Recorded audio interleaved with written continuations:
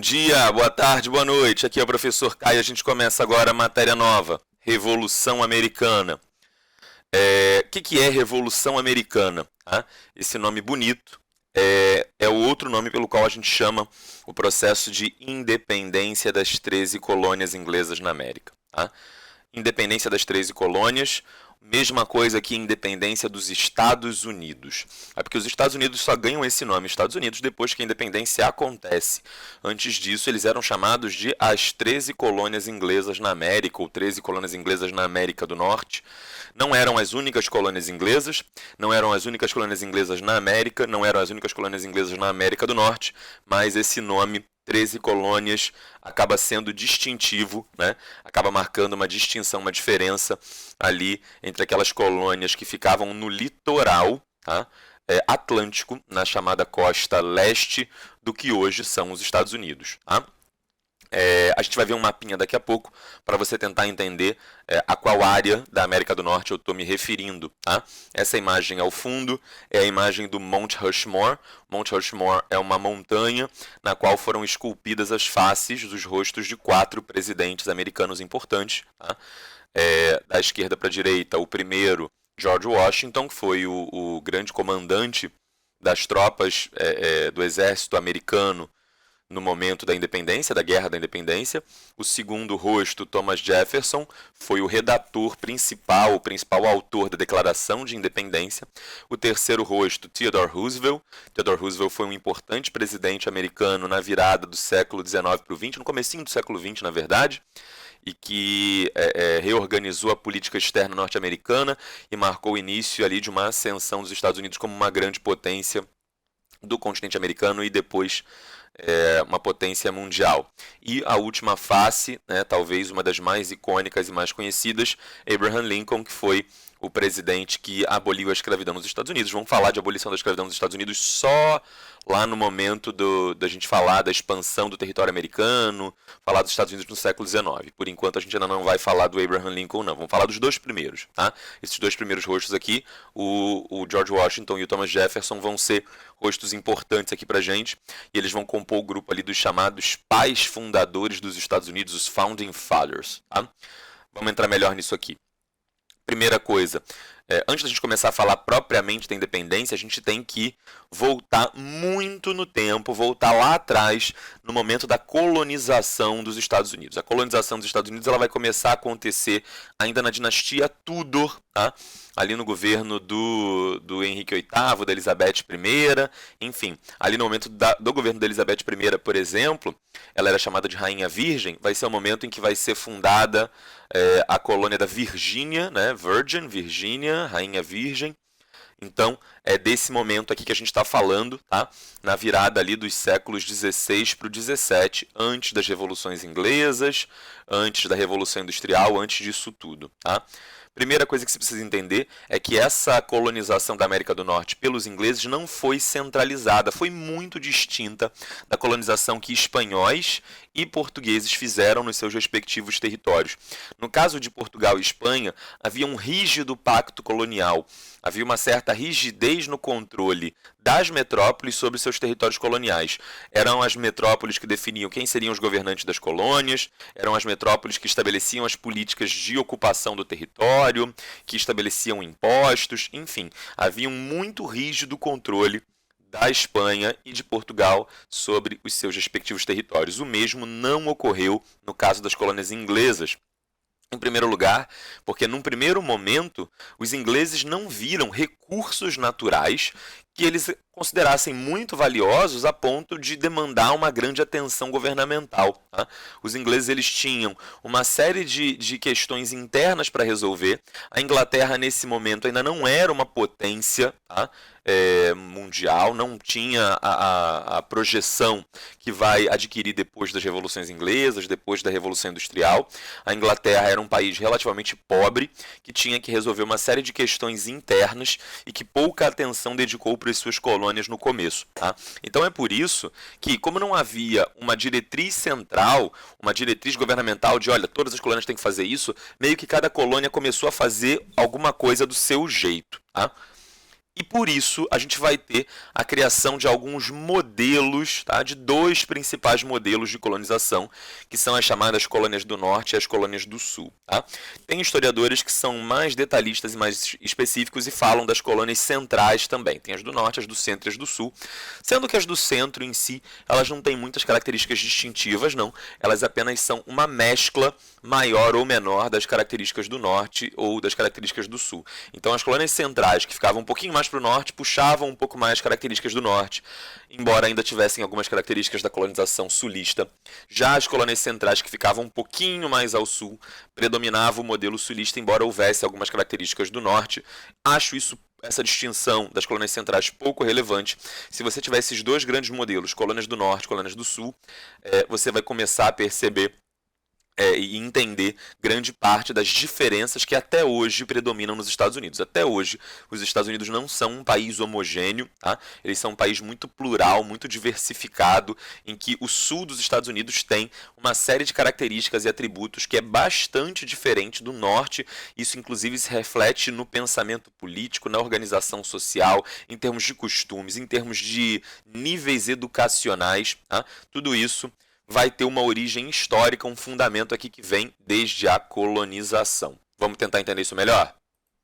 Em primeiro lugar, tá? E aí isso vai marcar a distinção de mão de obra, de atividade econômica, de tudo, tá? As colônias ao norte, em geral, elas foram povoadas por indivíduos que fugiam de perseguição religiosa. Tá? Quando a gente lá atrás falou, na aula de Revolução Industrial, sobre a briga entre puritanos e puritanos e o rei, os puritanos e os anglicanos, os puritanos e os católicos, enfim, a gente falou como os puritanos foram perseguidos. Os puritanos que eram uma vertente calvinista. Tá? E aí você vai ter que remeter, você vai ter que fazer uma referência e se lembrar um pouquinho da Reforma Protestante, que você já deve ter aprendido a essa altura. Tá? E lá na Reforma Protestante você já deve ter ouvido falar dos luteranos, dos calvinistas e dos anglicanos. Tá? Na Inglaterra vai ter um grupo de calvinistas? Vai. Como é que vão ser chamados, apelidados esses calvinistas da Inglaterra? Eles serão chamados de puritanos. Tá?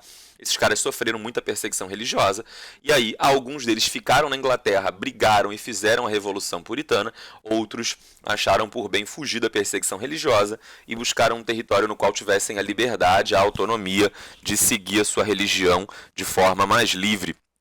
Alguns desses puritanos vão entrar num navio chamado Mayflower, vão atravessar o Atlântico e chegar no norte da América do Norte. Tá? Quando eles chegarem ali, eles vão perceber que o clima era muito similar ao clima da Inglaterra. O norte da América do Norte era bem frio, no inverno você tinha neve, né? Era um clima de temperado, né? para mais frio, e graças a isso, você não vai ter na região norte dos Estados Unidos a adoção do chamado sistema de plantation. Se você ainda nunca ouviu falar, não sabe o que é sistema de plantation, aguenta um pouquinho, quando eu entrar na colonização do sul, eu vou te explicar um pouquinho melhor o que era a plantation. Então lá no norte, você normalmente vai ter um clima, um solo, condições propícias para a produção de recursos muito similares àqueles que existiam na Inglaterra, a plantação de trigo, mais ou menos o mesmo tipo de grãos, de frutos, enfim. Então, acaba que quem está indo para o norte está tentando emular, reproduzir, replicar, repetir a forma de vida que já tinha lá na Inglaterra. Tá? São pessoas que querem um local novo para viver, mas de preferência que esse local novo seja igual ao local em que vivia anteriormente. Tá? É por isso que a gente vai ter uma ocupação da região norte que é normalmente feita por famílias, por agricultores individuais, por camponeses que estão indo lá individualmente, ou estão indo com seus familiares, enfim. Então são pessoas de classes mais baixas, tá? Que algumas são livres e estão indo para lá em regime livre, estão buscando trabalho, estão buscando um modo de vida. Alguns começam a ocupar terras e acabam desenvolvendo uma agricultura familiar, acabam desenvolvendo uma agricultura de subsistência. Já no sul, a gente vai ter a presença de algumas grandes empresas, algumas grandes companhias de comércio monopolistas e mercantilistas. Essas companhias de comércio, essas grandes empresas, elas não estavam nem aí para questões questões religiosas, nada do tipo. Elas queriam obter lucro, tá? E elas buscavam algum local em que elas pudessem plantar algo que não houvesse lá na Europa. Porque plantar alguma coisa que já existe na Europa, os europeus não vão querer comprar, vindo da América, uma coisa que eles mesmos europeus já produzem, que já tenham. Então lá no sul, né, a gente vai ter esse predomínio dessas empresas que vão normalmente produzir gêneros tropicais, mercadorias tropicais, que não estavam disponíveis lá na Europa. Tá? Estou falando, por exemplo, de algodão, cana-de-açúcar, coisas que em climas mais frios não são muito propícias. Tendo essa distinção, né, que no norte você vai ter sujeitos individuais, famílias e tal, e no sul você vai ter a ação de grandes empresas organizando a colonização, com isso a gente já começa a entrar nas primeiras distinções. Lá no norte, em geral, a mão de obra utilizada na economia era mão de obra livre, assalariada. Já no sul a gente vai ter o predomínio de escravos, como a gente vai estar falando de grandes empresas, grandes terrenos, grandes fazendas, não dava para uma única família, né, plantar com as próprias mãos, sem auxílio de mão de obra extra, um terreno do tamanho, sei lá, do estado do Rio de Janeiro, né? Isso era praticamente inviável, ainda que fosse do tamanho da cidade do Rio de Janeiro. Isso é um terreno muito grande, é uma fazenda muito grande, que um sujeito com mais a esposa e 2 filhos não vão conseguir plantar aquilo ali tudo. Então no sul você já vai ter um uso de mão de obra escrava, né, para compensar essa carência de braços, essa falta de mão de obra. Já no norte a gente está falando de fazendas pequenininhas, tá? E com isso a própria mão de obra da família já era suficiente. Então, além da mão de obra, a gente também já está falando aqui da distribuição fundiária. Tá? No norte a gente vai ter os minifúndios e no sul os latifúndios. Minifúndio, pequena fazenda, latifúndio, grande fazenda. Tá? No norte, mão de obra livre assalariada, em regime de subsistência familiar. No sul, mão de obra escrava. Tá? Havia agricultura no norte? Havia agricultura no norte. Mas essa era a principal atividade? Não. A depender da região norte que você estivesse falando, o clima podia ser tão adverso, o clima podia ser tão ruim, tão contrário à agricultura, que os indivíduos poderiam se dedicar, por exemplo, a manufaturas, atividades pesqueiras. Tá? Então, você vai ter aqui uma grande presença de manufatura no norte, enquanto no sul predominava quase que com exclusividade a agricultura. Só que essa manufatura do norte, ela era uma manufatura voltada para o mercado interno. Eu estou falando, por exemplo, de um alfaiate que costura, que produz roupas para aquela cidade mesmo onde ele vive. Já no sul, eu estou falando de produção de açúcar, produção de algodão, produção de outras mercadorias do tipo, em tão grande quantidade que excedia muito as necessidades do mercado interno. Então, o mercado-alvo no sul era o mercado externo, era exportação para a Europa, a princípio, né, predominantemente.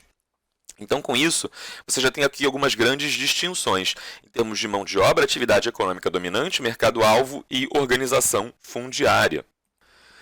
Essas características aqui, né, e olhar para essas características do sul aqui, essas características são o que a gente chama de plantation. Tá? O que é esse sistema de plantation? É um sistema no qual você tem... A minha caneta não quer funcionar, ela está me sabotando. Tá?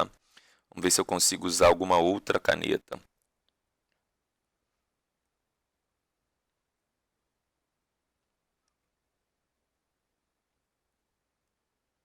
Esse modelo que a gente está vendo aqui no sul é o chamado modelo de plantation. O que é o modelo de plantation?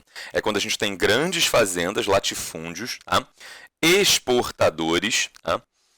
Usando mão de obra escrava, numa produção que normalmente é uma monocultura. O que é monocultura? É tudo junto, é porque eu não tenho espaço aqui. O que é uma monocultura?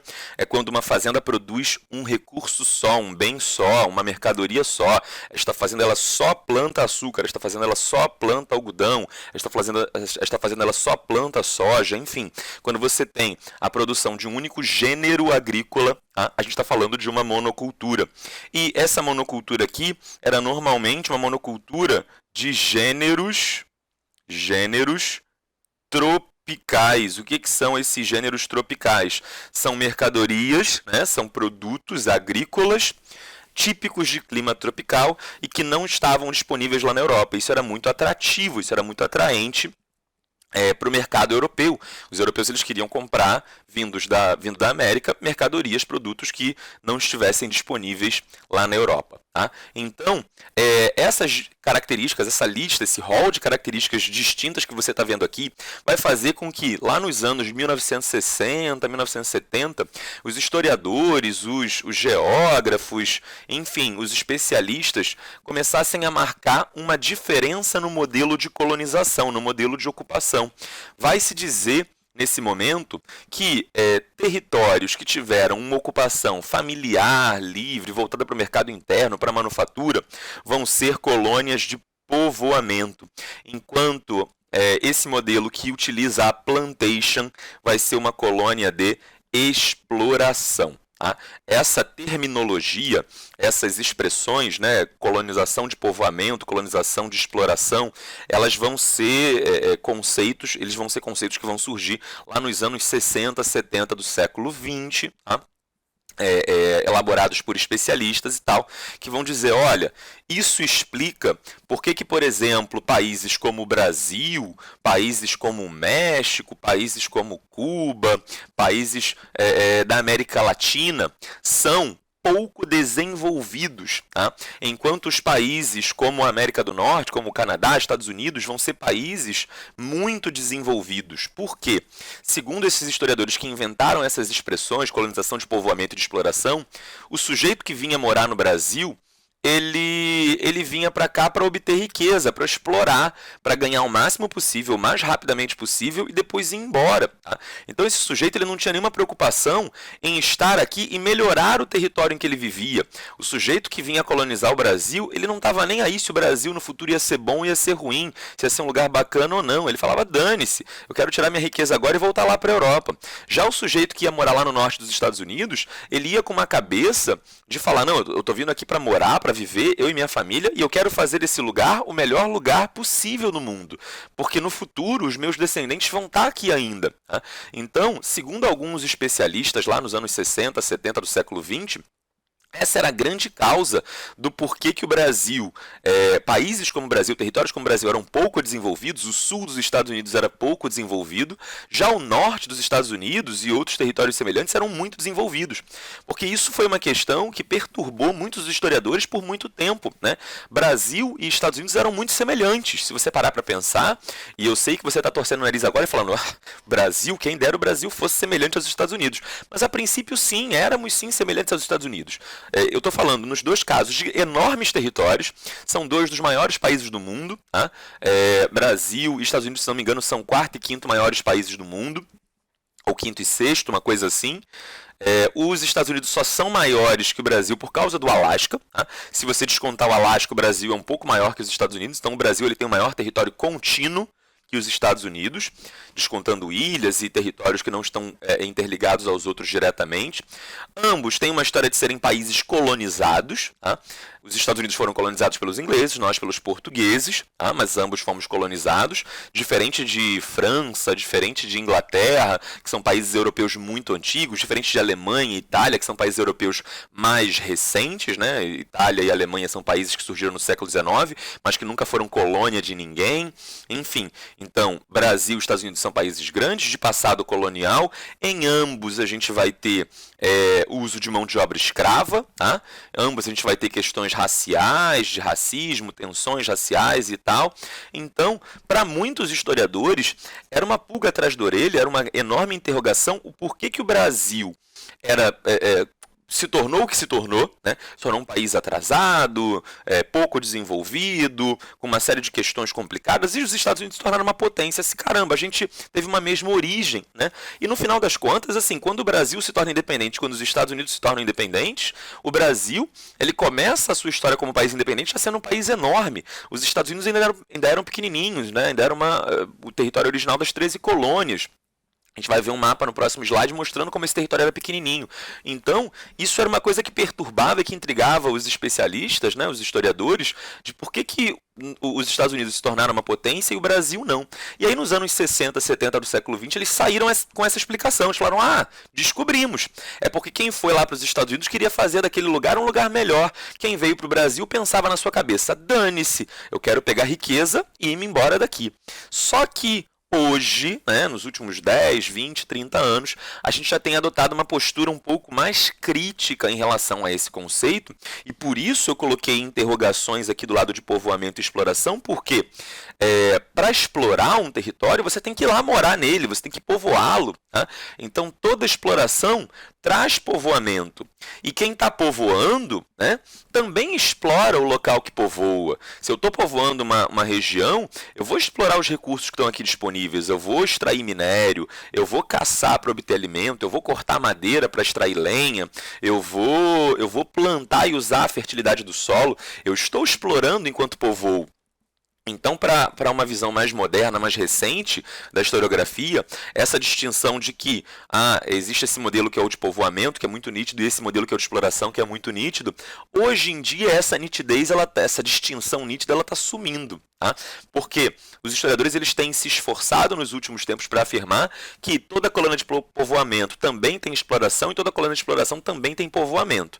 Então existe uma visão mais antiga, você talvez encontre questões de vestibular, de provas, de concursos que falem sobre isso, você talvez encontre videoaulas no YouTube, textos, enfim, que falam sobre isso. Né? O Brasil era exploração e o sul dos Estados Unidos era exploração, o norte dos Estados Unidos, o Canadá, enfim, era povoamento. Tá? Você talvez encontre essa terminologia aí, mas saiba que essa terminologia é uma terminologia que tem progressivamente entrado em desuso, tem sido abandonada. Mas, enfim, ainda serve para a gente aqui como um certo combustível para a gente pensar que sim, existem diferenças entre o que foi a ocupação do norte dos Estados Unidos e o que foi a ocupação do sul, entre o que foi a ocupação dos Estados Unidos e o que foi a ocupação do Brasil. Tá? E essas distinções vão provocar efeitos até os dias de hoje. Tudo isso, né, esses quase 20 minutos de aula até agora, só para te explicar que nos Estados Unidos não era tudo igual. No Brasil você tinha tudo mais ou menos igual. Né? A ocupação, por exemplo, da capitania de Pernambuco era mais ou menos igual à do Maranhão, que era mais ou menos igual à de Minas Gerais, que era mais ou menos igual à de São Vicente, enfim, lá nos Estados Unidos não. Tá? Norte vai ser uma ocupação de um jeito, sul vai ser uma ocupação de outro jeito, e essas diferenças se dão porque o governo inglês não estava preocupado em organizar e controlar aquilo tudo, tinha questões mais relevantes para resolver, até mesmo no cenário interno da Inglaterra. Tá? Se você olhar o mapa, toda essa área lilás aqui é o mapa atual dos Estados Unidos, descontado Alasca, descontado o arquipélago do Havaí, mas enfim, é uma grande parte do território dos Estados Unidos hoje, tá? É a parte lilás, e essa parte rosinha, né, que você está vendo mais do lado direito do mapa, são as 13 colônias originais.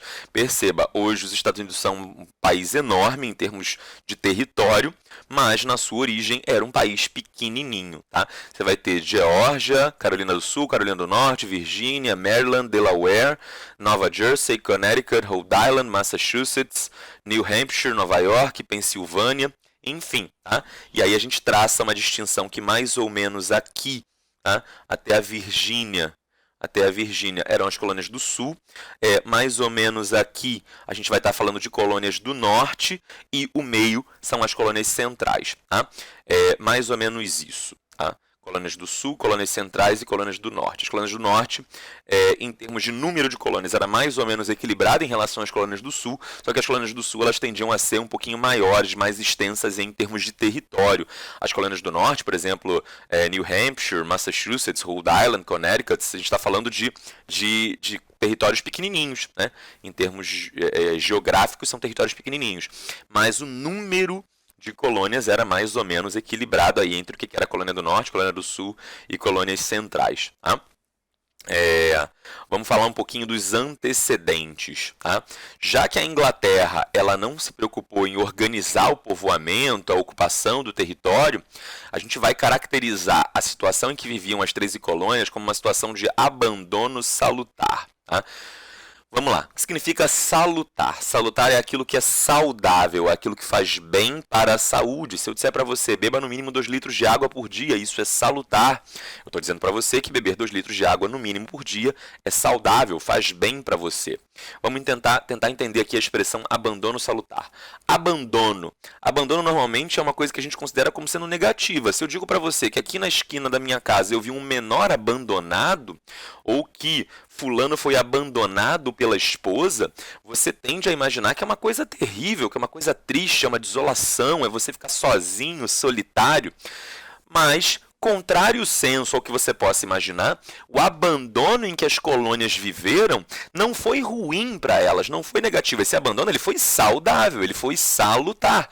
Por quê? Porque essas colônias, desde cedo, aprenderam a viver em liberdade. Elas aprenderam, elas adquiriram costumes, formas de organização social, no qual elas valorizavam muito a liberdade. É por isso que os Estados Unidos, até hoje, são essa nação que toma como lema a defesa da liberdade, justamente porque desde a sua colonização eles estão acostumados a viver em liberdade. Isso significa que não vai vir o governo da Inglaterra para te ajudar caso você precise. E aí, se você tiver uma emergência, uma urgência, um problema, você está por conta própria, você está sozinho, se vira aí, meu amigo. Mas, por outro lado, se coisas boas começarem a acontecer, você aproveita essas coisas boas sozinho, sem precisar dividir com ninguém. Então, tem um lado bom e um lado ruim, tem um ônus e um bônus de você viver em abandono salutar. Não há assistência governamental da Inglaterra para te salvar de um ataque, por exemplo, mas também, quando você começar a prosperar, ganhar dinheiro, esse dinheiro é só seu, essa prosperidade, essa felicidade vai ser só sua. Esse abandono salutar ele aconteceu porque a Inglaterra estava, durante o século XVII, vivendo as suas revoluções inglesas, a Revolução Puritana e a Revolução Gloriosa. O rei Carlos I estava mais preocupado em não perder a cabeça, literalmente, em não ser decapitado, do que cuidar da Inglaterra, do que cuidar das 13 colônias. Então, a Inglaterra ela não tinha tempo para dedicar atenção para as colônias. Se o rei tem um exército de 30 mil soldados, ele vai usar esses 30 mil soldados para se defender na guerra civil contra o Oliver Cromwell, ou ele vai pegar metade desse exército e mandar lá para as colônias? Enquanto isso, ele fica com o exército desfalcado, é preso e morto. Obviamente, o rei vai dar preferência a fiscalizar, controlar, organizar os assuntos internos da Inglaterra. Então, a metrópole inglesa, ela não... E aí, metrópole é o nome que a gente chama o país que colonizava uma colônia. A colônia ela é colonizada por uma metrópole. A metrópole das 13 colônias era a Inglaterra, a metrópole do Brasil era Portugal, a metrópole do México era a Espanha, e assim por diante. Então, as 13 colônias elas não vão ter muita fiscalização da metrópole, porque a metrópole está passando por guerras civis. Mesmo antes das revoluções inglesas do século XVII, a Inglaterra ela já passava por uma série de problemas internos. Por exemplo, os reis Stuart eles tinham ali a pretensão de dominar a Irlanda, e a Irlanda parecia muito mais atraente, parecia muito mais valiosa naquele momento do que as 13 colônias, por exemplo. Os reis Tudor eles também já tinham suas próprias questões de disputa religiosa. Vem o Henrique, faz uma nova religião, depois vem a Bloody Mary, a Maria I, e muda a religião, depois vem a Elizabeth I e volta à religião anterior. Então, tem tanta confusão dentro da Inglaterra que a Inglaterra não tem tempo de olhar para outros territórios coloniais e, com isso, essas colônias ficam abandonadas, mas para elas, para as colônias, esse abandono acaba se mostrando salutar, saudável. Aproveitando-se da liberdade, as colônias realizavam comércio com a África e o Caribe, e isso era contrário ao Pacto Colonial. O Pacto Colonial, caso você nunca tenha ouvido essa expressão, era a forma como as metrópoles tratavam sua colônia. A metrópole ela faz o que quiser, ela é livre. A metrópole ela pode fazer comércio com quem ela quiser, pode fazer guerra com quem ela quiser, pode produzir o que ela quiser. A metrópole era o país que controlava. Já a colônia ela tinha que obedecer ao Pacto Colonial. Isso significava que a função da colônia era beneficiar a metrópole. A colônia ela não tinha direitos, ela não tinha liberdades. A colônia ela não podia produzir o que ela quisesse, ela só podia produzir o que a metrópole mandasse. Se a metrópole produzia A, ela dizia: colônia, você não pode produzir A, porque você é obrigada a comprar o A que você quer de mim, produza B. Então, a colônia ela normalmente não tinha liberdade econômica. A colônia só podia fazer comércio com a metrópole, isso era o chamado exclusivo comercial. O exclusivo comercial era a necessidade de que a colônia fosse mercado consumidor exclusivo da sua metrópole. Com isso, a metrópole vendia bem caro e lucrava bastante. A colônia se dava mal e tinha que comprar os produtos que necessitava por um preço muito alto. Tá? Só que no caso das 13 colônias, como elas viviam em abandono salutar, elas aproveitam para romper o pacto colonial, para ignorar o pacto colonial. E elas vão começar a fazer comércio com as 13 colônias, com as regiões da África e do Caribe. Caribe é ali na América Central. Tá? São aquelas ilhas que ficam ali na América Central, é a região do Mar do Caribe. Esse comércio ele envolvia 13 colônias, África e Caribe, 3 pontos, tá? 3 pontos, e aí esses 3 pontos eles vão formar como se fosse um triângulo, por isso essas relações comerciais vão ser chamadas de comércio triangular. Olha o mapa. Aqui a gente tem uma versão simplificada do mapa, tá? Dizendo o seguinte, que nas Antilhas, essa região aqui do Caribe, isso aqui é o Caribe, era cultivada cana-de-açúcar. Essa cana-de-açúcar ela era transportada para Nova Inglaterra, para as 13 colônias, e aqui nas 13 colônias isso virava rum. Rum é uma bebida alcoólica derivada da cana-de-açúcar, assim como a cachaça é uma bebida alcoólica derivada da cana-de-açúcar, sendo que a cachaça é uma bebida alcoólica mais nobre, né? Ela vem da primeira prensagem, da primeira moagem que você faz da cana. Você pega a cana, moe, e aquele primeiro líquido rico em açúcar é usado para fazer a cachaça. Já o rum, você pega o bagaço, o resto, a sobra da cana, depois que você já espremeu e tirou quase tudo, você espreme mais um pouquinho, tira mais um pouquinho, e aí esse mais um pouquinho que você tira, né, você transforma em rum. E o rum é uma bebida alcoólica também derivada da cana. Esse rum produzido na Nova Inglaterra era levado lá para a África, onde era usado para fazer escambo, e desse escambo era adquirido, com esse escambo era adquirido a mão de obra escrava. Então comprava-se escravo com o rum que foi produzido lá na Inglaterra, na Nova Inglaterra, no norte. Nova Inglaterra é o nome de uma região que fica ali no norte dos Estados Unidos, no norte das 13 colônias. Tá? E depois esses escravos adquiridos na África usando o escambo eram trazidos para o Caribe. Percebe? Tem 3 pontos aqui, isso forma um triângulo. Deixa eu apagar aqui essa bagunça que eu fiz, né, para você ver esse mapinha. E aí, isso aqui, né, é o que você precisa entender, o básico sobre comércio triangular. Tá? São 3 pontos, tá? Caribe, 13 colônias e África, envolvendo algumas mercadorias como açúcar e derivados, manufaturados e mão de obra escrava africana. Tá? Só que isso aqui é uma versão simplificada do comércio triangular. Se você quiser entender o comércio triangular de forma um pouquinho mais complexa, eu te mostro esse mapa aqui. Tá? E aí você vai me dizer, meu Deus, Caio, ficou muito complicado. Até porque o triângulo já não é mais um triângulo. Eu estou falando agora de 13 colônias, Caribe, África, mas também Europa. Tá? Não quero que você se preocupe muito, tá? Não quero que você se preocupe muito em olhar esse mapa e decorar, não. Tá? Isso não é importante. Decorar este mapa não é importante. Saber qual produto exatamente vai de qual região para qual região, né? Quais regiões da Europa estavam envolvidas nesse comércio, Península Ibérica, Ilhas Britânicas, enfim. Isso aqui não é o meu ponto nesse momento. Disso você precisa extrair uma lição, e apenas uma lição. 13 colônias aproveitaram a liberdade que o abandono salutar lhes proporcionava para violar o pacto colonial e fazer comércio como quisessem, do jeito que bem entendessem. Isso vai melhorar a economia das 13 colônias? Enormemente. As 13 colônias vão enriquecer e vão prosperar, a tal ponto em que os comerciantes das 13 colônias chegaram a quase que rivalizar com os comerciantes ingleses.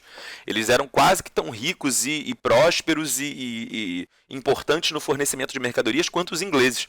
E isso deixava a Inglaterra numa posição muito incômoda, muito insatisfeita. Porque a Inglaterra falava, poxa, peraí, para que serve uma colônia se eu não estou lucrando com ela? Se os colonos estão lucrando sozinhos mais do que eu, metrópole, estaria lucrando. Tá? Então, eu estou falando de um comércio aqui que as 13 colônias vão fazer com outras regiões, que vai lhes trazer uma enorme prosperidade, envolvendo aí principalmente mão de obra escrava, açúcar e rum. Vai ser importante saber do açúcar daqui a pouco, porque a gente vai colocar o açúcar aqui no centro do nosso assunto, mas isso vai vir num slide aqui para frente, beleza? Antes da gente entrar no açúcar propriamente dito, a gente vai falar da Guerra dos 7 Anos, tá? A Guerra dos 7 Anos ela vai acontecer entre 1756 e 1763. Antes que você me pergunte, não, você não precisa saber essas datas de cor, só para você entender nesse momento que a Guerra dos 7 Anos realmente durou 7 anos. A Guerra dos 100 Anos, por exemplo, que você já deve ter estudado a essa altura, ela durou 116 anos, né? A Guerra dos 30 Anos também não dura exatamente 30 anos, enfim. Já a Guerra dos 7 Anos dura, sim, praticamente 7 anos. Na verdade, 6 anos e alguns meses, 8, 9 meses, uma coisa assim. Tá?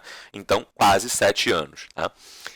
Essa guerra ela vai ser travada na Europa, sem dúvida na Europa, mas também vai ter como um dos cenários do conflito a América do Norte. Lá na América do Norte ela vai ser chamada de Guerra Franco-Indígena. Tá? Ela vai ser marcada por uma disputa entre Inglaterra e França, lá na Europa, mas com repercussões, com efeitos na América do Norte. Tá? Quais eram os territórios, os grandes territórios franceses na América do Norte nesse momento? A chamada Louisiana, tá? Vai ter um momento em que a gente vai mostrar um mapa e vai falar da Louisiana, mas não é hoje, tá? Não se preocupa com a Louisiana hoje.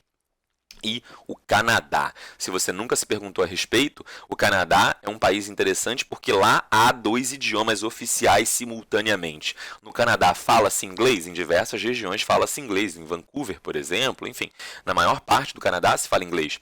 Mas também há 2 territóriozinhos, né, do Canadá em que se fala francês, Quebec e Montreal. Em Quebec e Montreal, a língua oficial é o francês, também sendo aceito o inglês. No resto do Canadá, a língua oficial é o inglês, também sendo aceito o francês. Então é um país com 2 idiomas, o que pra gente é meio doido, né?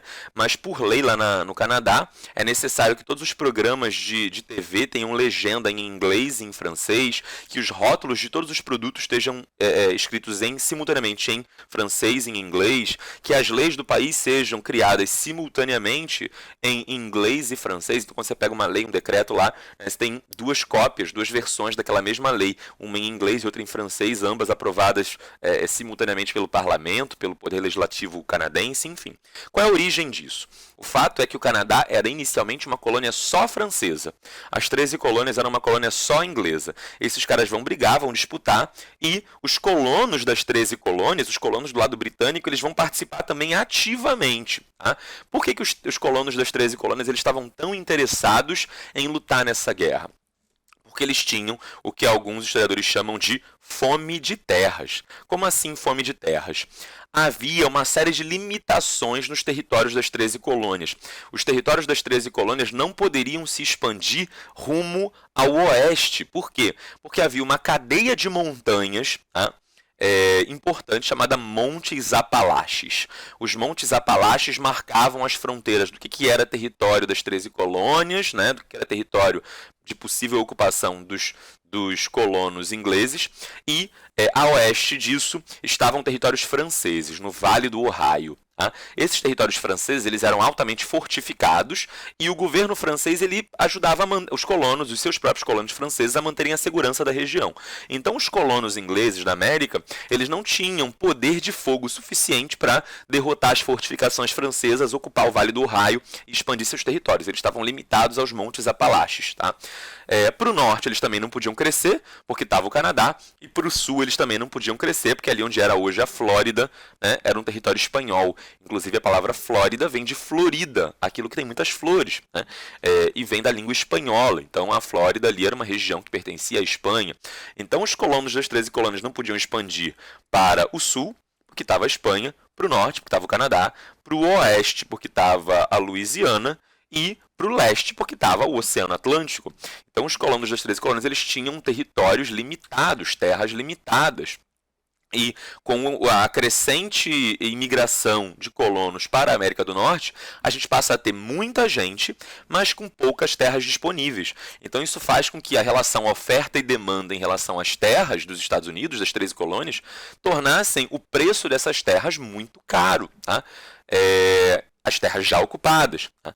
Até então, havia uma regra não escrita em que se você chega na América do Norte e tem uma terra livre, você pode simplesmente ocupá-la de forma gratuita. Se tem uma terra que não pertence a ninguém, você simplesmente bota uma cerca ali, começa a plantar e aquela terra é sua. Só que a gente estava chegando ao ponto do esgotamento dessas terras livres nas 13 colônias. Tá? Já não havia mais terras livres disponíveis na América do Norte, nas 13 colônias, né?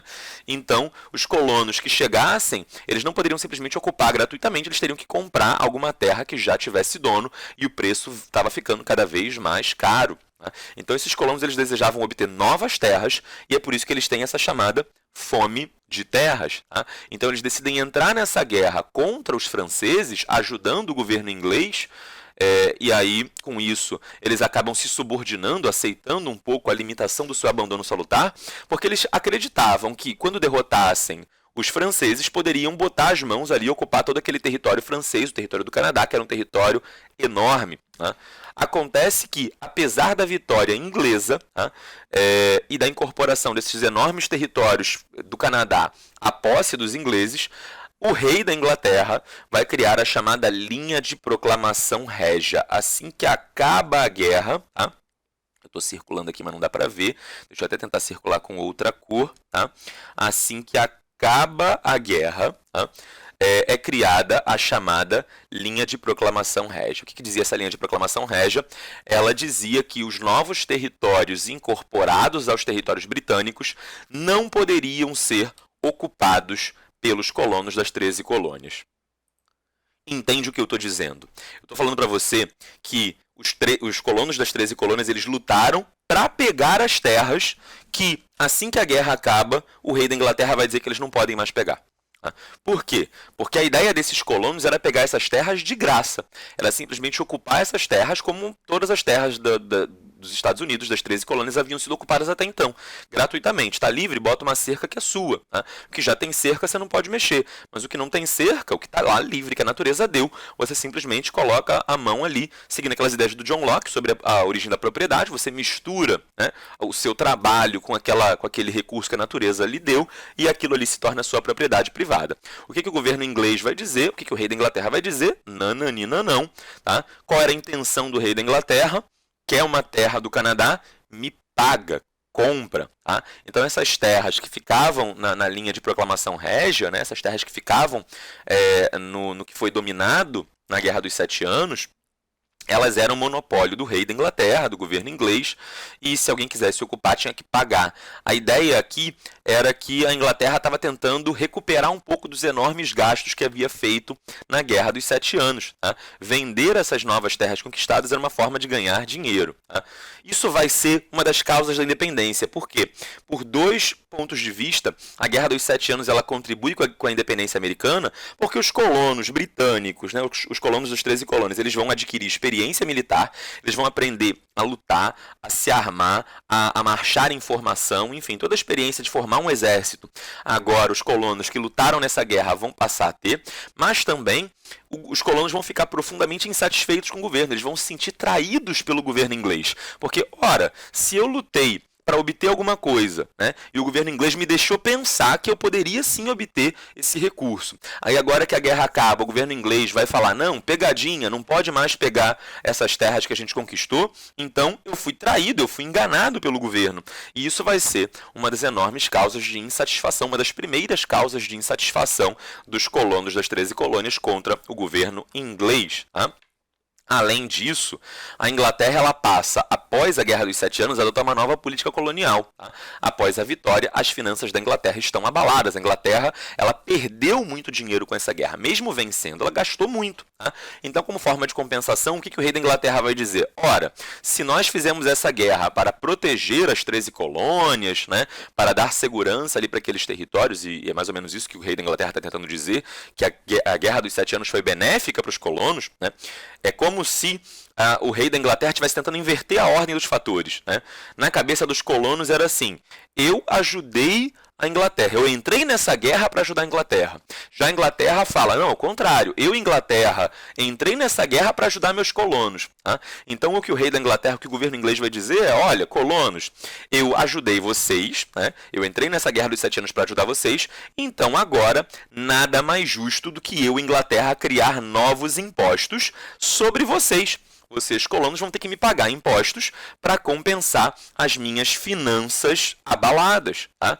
Então, os colonos eles se sentem duplamente traídos, porque não podem botar as mãos, né, saciar a fome de terras que tinham, não podem botar a mão nas terras conquistadas por causa da linha de proclamação régia, e porque ainda vão ter que pagar a conta dessa guerra. Tá? O objetivo dessa nova política colonial inglesa era arrecadar recursos, era ganhar dinheiro, cobrando novos impostos, mas também, principalmente, atrapalhar o comércio das colônias. Lembra que lá atrás eu falei para vocês que com o comércio triangular, os colonos, os comerciantes da colônia, começaram a ficar tão ricos quanto os da metrópole e começaram a concorrer contra a própria metrópole?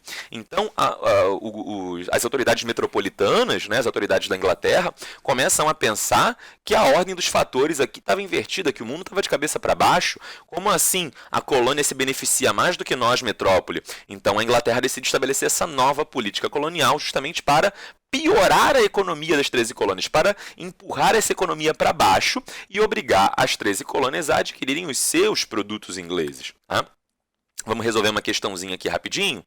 Guerra dos 7 anos, é uma questão da Universidade Federal do Rio Grande do Sul, questão de 2011. A Guerra dos 7 anos conferiu à Inglaterra a condição de principal potência marítima da Europa. Ok, tá dando uma informação aqui para você, né, sobre a qual eu não falei. A consequência europeia dessa Guerra dos 7 anos, eu foquei aqui muito mais na consequência que essa guerra teve na América. Tá? Esse conflito, a Guerra dos 7 anos, letra A, possibilitou a recuperação econômica da Inglaterra? Ora, tá errado, é claro que não. A economia inglesa ela sai prejudicada desse conflito. A Inglaterra sai com as finanças abaladas. Tá? Letra B, foi travada entre potências imperiais. O que eu estou querendo dizer aqui com potências imperiais? Com países muito poderosos. Inglaterra era um país muito poderoso nesse momento? Era, eu já estou falando aqui do século XVIII, tá? Século XVIII, a Inglaterra já tem indústria, a Inglaterra já virou potência. A Inglaterra era um país pobre e fraco no século XVII, no século XVI, no século XVIII já virou potência. A França era uma potência da época? Também. Tá? Então, foi um conflito travado entre potências imperiais, tendo desdobramentos, tendo consequências nos territórios americanos. Exatamente. O Canadá, que era uma colônia francesa, passa a ser uma colônia inglesa. E é daí que vem a origem desses dois idiomas que se falam simultaneamente no Canadá. Tá? Verdadeira letra B, a princípio. Vamos ver se tem alguma outra que seja correta. Decorreu da rivalidade entre Inglaterra e Portugal? Errado. Rivalidade entre Inglaterra e França. Tá? Letra D de dado. Contou com a expressiva participação de escravos africanos nas disputas? Não. Contou com a participação de colonos das 13 colônias, colonos brancos, colonos descendentes de ingleses. Letra E. Foi encerrado com a assinatura do Tratado de Londres. Uma informação que eu não te dei, tá? Não foi com o Tratado de Londres, foi com o Tratado de Paris. O Tratado de Paz que pôs fim à Guerra dos 7 anos foi assinado em Paris, é chamado Tratado de Paris. Foi assinado em 1763, tá? Não tinha te dado essa informação até agora, mas agora eu estou dando e com isso você consegue saber que essa letra E também está errada. Então estão erradas a C, a D e a E. Só sobra mesmo a letra B que nós vimos que estava correta. Vamos ver se é esse o gabarito. Precisamente esse o gabarito. Tá? Terminamos resolvendo uma questãozinha. Antes de eu entrar em novos assuntos e aprofundar, eu vou parando por aqui, porque a gente já está com quase 50 minutos de aula, então paro por aqui. Se tiver dúvida, me manda as suas dúvidas aqui pelos comentários do vídeo ou pela plataforma. Eu te respondo da melhor forma possível. Tá? Por hoje é só, fiquem bem e não deixem de lavar muito bem as mãos.